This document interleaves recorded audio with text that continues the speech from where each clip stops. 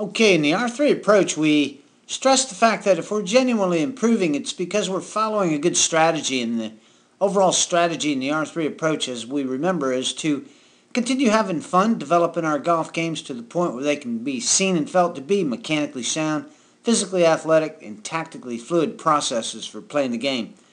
Well, in terms of building a better golf swing, and our golf swing, after all, is kind of central to playing the game. Again, we stress in the R3 approach that playing our best golf it goes beyond, way beyond, in fact, our golf swing. In fact, our golf swing is just a component part of what's going on when we're actually playing the game. Of course, when we're scoring our best, it's because our short game skills are kicking in, and then our tactical skills as far as making good decisions and handling ourselves out on the golf course are all functioning well. All those processes are functioning well, and the golf swing is just a vehicle that gets us there. It's just something that we do in terms of moving the ball around the course. Well, because it is so central to the process and the overall strategy, we stress the fact that we want to build a mechanically sound and a physically athletic golf swing. So here's a good practicing process that really covers the bases in terms of defining what it means to be mechanically sound and also physically athletic when we swing the club. Let's have a look at the video and we'll point out some things as we go. One thing that you'll see good players do quite often is when they address the ball and grip the club, actually, they'll do so while standing up. And at that point, it's now that they're looking at and taking their grip. And then they'll go ahead and tilt over to address the golf ball. And what we're anticipating happening during the swing is we're going to be moving that club, working that club back up and down through an acceptable and repeating swing path. Ideally, as we make that backswing movement, we're seeing that club work up a good plane line and then also ultimately come back down that same plane line. It's not essential that we work it up the plane on the way back, but it does become essential that we work it through a good plane line on the way down. So our swing path is one of the mechanical laws that we indicate is absolutely necessary in order for a solid golf shot to occur.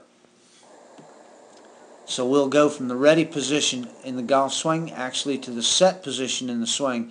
What's happening when we do this is that we're kind of watching how we're bringing that golf club back as we rotate our shoulders and have our shoulders actually take the club back for us instead of lifting the club with our hands and arms. We'll go ahead and rotate our shoulders in such a manner that we're getting the club set at the top of the swing. It's at this point that the angle is set and we're ready to make the transition into the downswing. But at this point, it's very good to turn around and have a look, put a visual check on what's going on in terms of how it is that we're setting that angle at the top of the swing. With the release board, we also understand what it means to set that club in a mechanically sound fashion relative to the club face position. In other words, with the release board, what the board does is it rotates into a position where it's parallel to our swing path. Excellent process to do in terms of making sure that we're building a mechanically sound swing action through the set point or the transition of our swing. Okay, then the next thing that we'll feel happening in the swing is we make that downswing move, the go move. Essentially, all we're doing there is feeling that angle be brought back down again through a good plane. We're bringing that angle back down in such a way that we're feeling the retention of that angle or the creation of lag during our golf swing. The angle is our primary source of power in the swing, and what we want to feel happening as we bring the angle back down into that 9 o'clock to 3 o'clock impact zone. Again, that 9 o'clock impact zone, 9 o'clock to 3 o'clock impact zone would be that area around waist high where we're entering the 9 o'clock to 3 o'clock impact zone. And by the way, as we're making these movements from the physical perspective, we're doing it while feeling ourselves maintain a good spine angle. In other words, as far as the physical processes that we have going on in our swing, all we really want to do after having set up in a good ready position, at which point we've established our grip, aim, and setup processes, we'll go from the ready position here to the set position, and we'll do so by rotating our shoulders around that stable spine. All we're feeling happening with our body at this point is the creation of two pivots. The backswing will see us pivot into that right hip, and then ultimately when we make the through swing movement, we'll feel ourselves pivoting into that left hip. In other words, there's a little bit of a pivot action, two pivots in the swing around a stable spine. Okay, and then when we get down in here to this impact area, what we want to feel happening is we want to feel a little bit of forward shaft lean taking place as we bring that club into the impact point. We should be sensing a forward lean of the shaft of the club like this, so that we're ultimately not casting that club through the bottom of the swing or through the 9 o'clock to 3 o'clock impact zone. And then very important here too, and it's very good to do with the release board, we want to understand what the importance of release is. In a golf swing, we're going to have two things releasing. We're going to have our bodies releasing, and we're going to have our arms releasing. Well, understanding what good arm release is in the golf swing is hugely important to developing a mechanically sound swing action. The fact is that if we don't have good release action with our arms, then we'll be releasing our bodies excessively in the swing, and quite often we see folks not have the best blend of a good arm release and a good body release working in a nicely blended fashion during their swing. Okay, let's let the video run.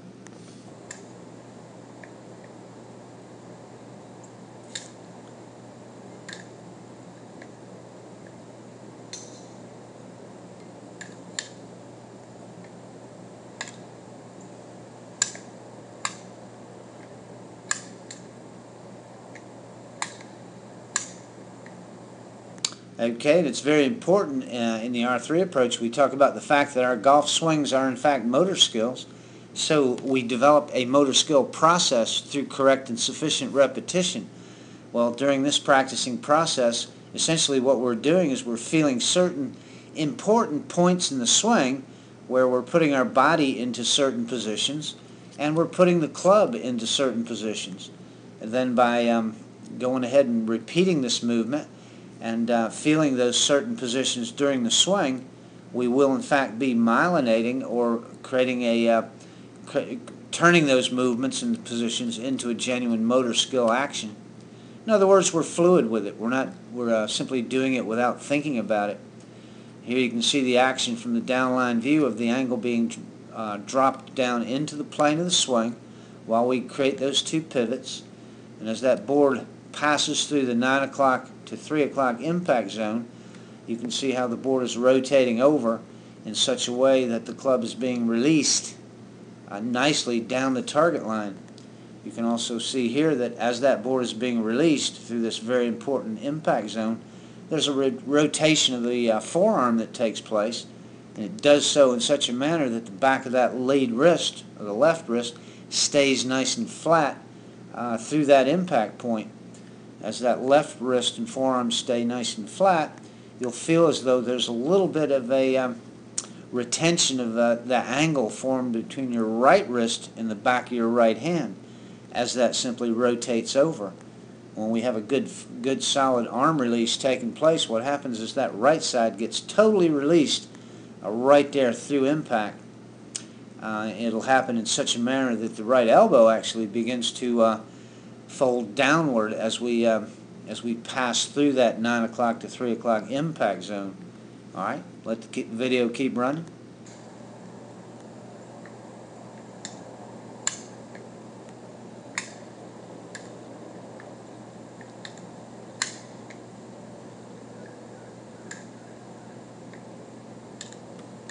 This is a good example again of feeling that forward shaft lean that we really want to be exaggerating actually when we do practice. So if you put yourself into that position and just hold that position for a couple of seconds, 3 to 5 seconds, it really will give your brain a chance to process that position and that movement.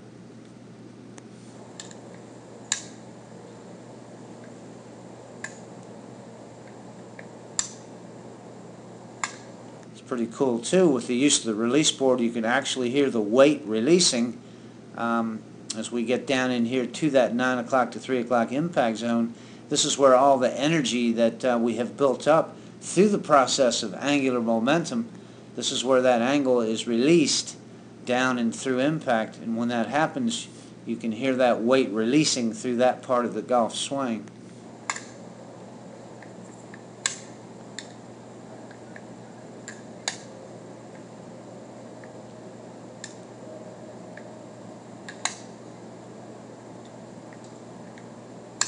So again, in terms of fulfilling that overall strategy of building a golf swing that will work in a mechanically sound and physically athletic process, and ultimately it will be done in a tactically fluid manner, which means that we're not actually thinking about it, we're just doing it.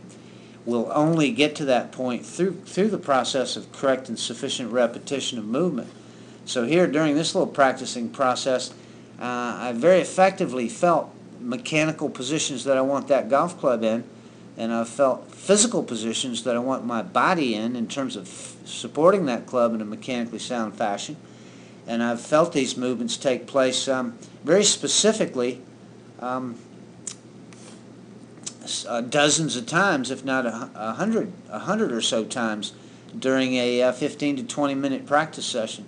So again, this is just a good example and a good reminder of the kinds of the manner in which actually we want to be directing our thoughts and actions in terms of building a mechanically sound and physically athletic golf swing motion.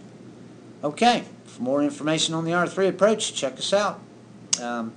Again, it's all about having fun with the process of working on our golf games and getting to the point where we are in fact genuinely improving.